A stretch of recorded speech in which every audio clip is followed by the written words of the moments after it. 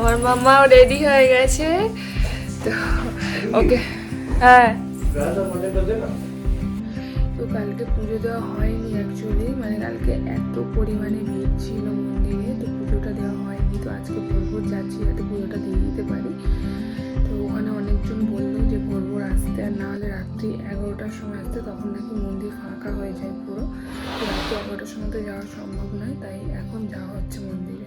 আমার মেয়ে শুয়ে আছে, উঠতেই চাইছে না, ভোরবেলার ঘুমই ভাঙছে না।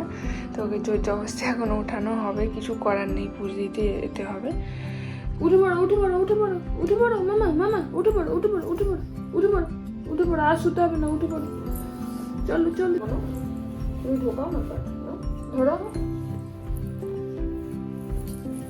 কাজ করাবো না।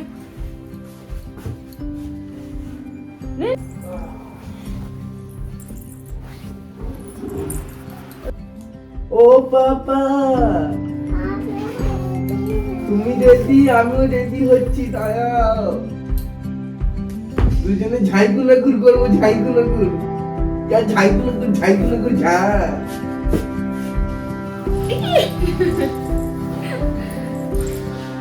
মুড়িতে চান করবি তো?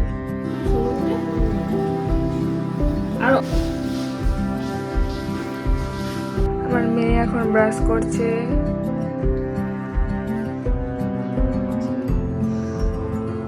অনেক কষ্টে ঘুম থেকে ওঠানো হয়েছে। আমি রেডি হয়ে পড়েছি আর মামাকেও রেডি করে দিয়েছি, আর মামাকে ব্রাশ করিয়ে ওকে দুটো বিস্কুট খাইয়ে দিচ্ছি, কারণ পুজো দিতে অনেক সময় লাগবে, ওখানে তো আর কিছু পাবো না, তো আর কিছু নিয়ে তো ঢুকতেও দেবে না, তো ওই জন্য ভাবলাম যে ওকে দুটো বিস্কুট খাইয়ে দিই, তারপরে মন্দিরে গেলাম।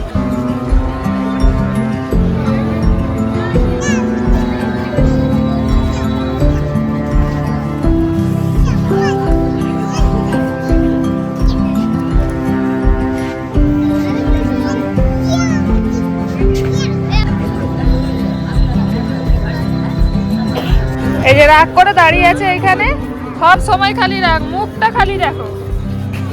হুদুল, এই হুদুলের পাপা। এই মিষ্টিটা দিয়ে দে তো, ওকে ভালো করে ধরাও। ধরো। এই মিষ্টির প্যাকেটটা নেওয়ার জন্য তখন থেকে রাগ করছে। নে নে, মিষ্টি না, ওই ঠাকুরের প্রসাদ ধর। ঠিক করে নিচে ধর, নিচে ধর, নিচে নিচে নিচে ধর। হ্যাঁ ওরম ভাবেই ধরে রাখবে। ওকে একটা আঙুল দিয়ে না পড়ে যাবে। ওকে ওকে।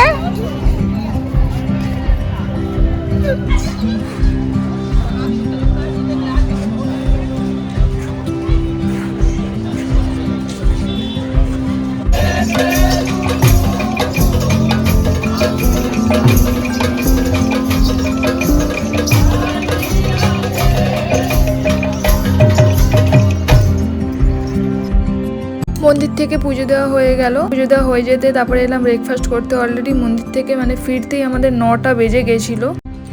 এক্ষুনি পুজো দিয়ে বাড়ি এলাম, তো বাড়ি এসে এবারে ফ্রেশ হব, ফ্রেশ হয়ে তারপরে আবার আমাদের মানে স্কুটি রেন্টে নেওয়া হয়েছে, তো স্কুটি করে এবার লিঙ্গরাজ যাব, আর জানি না কোথায় যাব, আর হ্যাঁ শান্তিস্তূপ ওখানেও যাব। তো চলো ফ্রেশ হয়ে রেডি হয়ে তারপরে বেরিয়ে আবার দেখা হচ্ছে।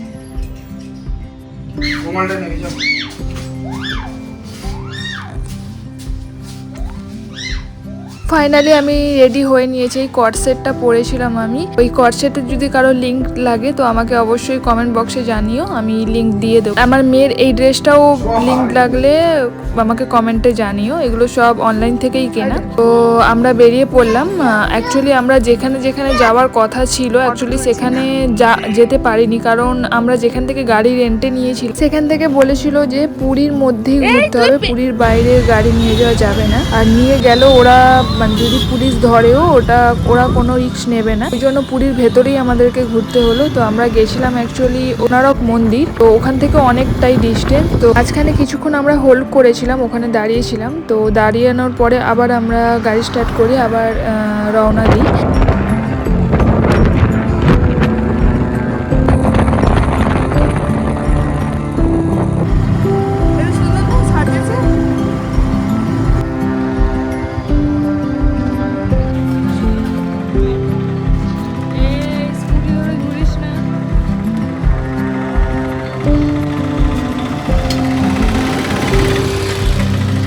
ফাইনালি আমরা পৌঁছে গেলাম কোনারক মন্দির। তো ওখানে বাইক পার্কিং করলো আমার কর্তামশাই।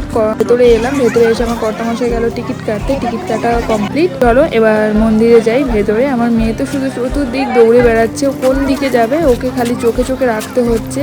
সেদিন মন্দিরে এত ভিড় ছিল, মানে প্রত্যেক দিন হয় নাকি সেদিনই শুধু হয় জানি না। টিকিট চেকিং হলো, চেকিং হওয়ার পরে মন্দিরে ঢুকলাম। আমার কর্তামশাই ছিল হচ্ছে গাইড, ট্যুর গাইড যাকে বলে, উনি আমাকে সব বোঝাচ্ছি। তোমরা তো সবাই অনেকেই গেছো, আমার ফার্স্ট টাইম এটা, তো দেখো তোমরাও আর একবার না হয় দেখে নাও আমার ভিডিওতেই।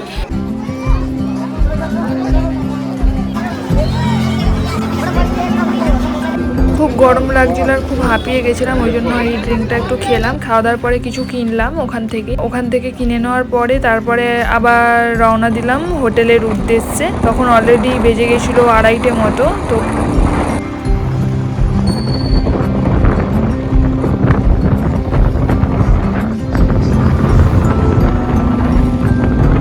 তারপরে যেতে যেতে আবার এইখানে একটু দাঁড়ালাম, কারণ যখন আমরা যাই মন্দিরে যাওয়ার পথে তখন আমার কর্তামশাইকে বলেইছিলাম আমি যে আমি এখানে একবার দাঁড়াবো ফেরার সময়। তো আবার দাঁড়িয়ে পড়লাম এখানে সমুদ্রটা একটু ফাঁকা ফাঁকা, পুরী সমুদ্রটা বড্ড ভিড় টাইপের, তো ওই জন্য ভাবলাম এই সমুদ্রটা একটু ফাঁকা ফাঁকা তো দাঁড়াই। তো আমার মেয়ে তো অলরেডি এখানে পড়েই গেল ওই জলের মধ্যে ছোটাছুটি করতে গিয়ে।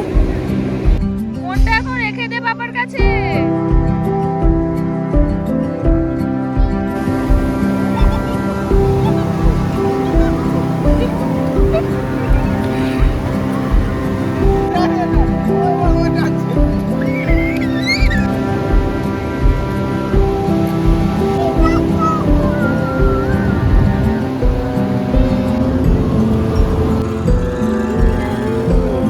ফোন দিচ্ছি দাদা। ফেরার পথে আমরা হোটেলেই খাওয়া দাওয়া করে নিই। হোটেলে খাওয়া দাওয়া করে রুমে এসে চুলটা তো সেরে গেছিলাম, তাই বড্ড মানে কি বলবো একদম চুলের অবস্থা শেষ হয়ে গেছে আমার। রুমে চুলটা বেনুনি করে নিয়েছিলাম, এভাবেই বেনুনি করে আমরা আবার বেরিয়ে পড়লাম আশেপাশে আরো কয়েকটা মন্দির দেখবো বলে। প্রথমে এই মন্দিরটাতে ঢুকেছিলাম। এই মন্দিরটার নাম হচ্ছে ওমকারেশ্বর মন্দির। এখানে 108টা শিবলিঙ্গ আছে, ছোট থেকে বড় সব। তারপরে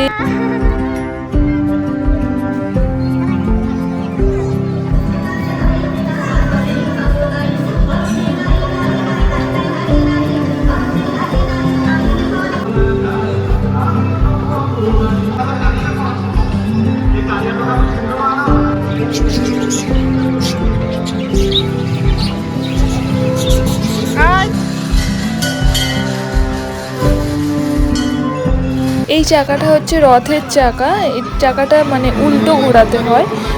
তো আমি তো একা পারছিলামই না, এই চাকাটা বড্ড মানে টাইট আর ভারী তো বটেই। এটা রথের চাকা, জগন্নাথ দেব যে মাসির বাড়ি যান ওই রথের চাকা। তো তারপরে এই মন্দিরে ঢুকলাম। এখানেই আছে 108খানা শিবলিঙ্গ।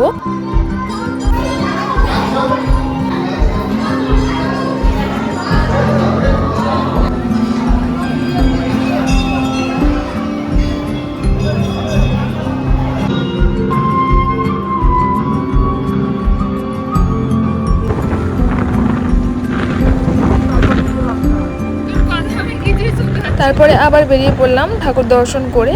তো এই মন্দিরটা এসলাম, এই মন্দিরটার নাম না আমি ঠিক মনে করতে পারছি না, তোমরা জানলে অবশ্যই বলো।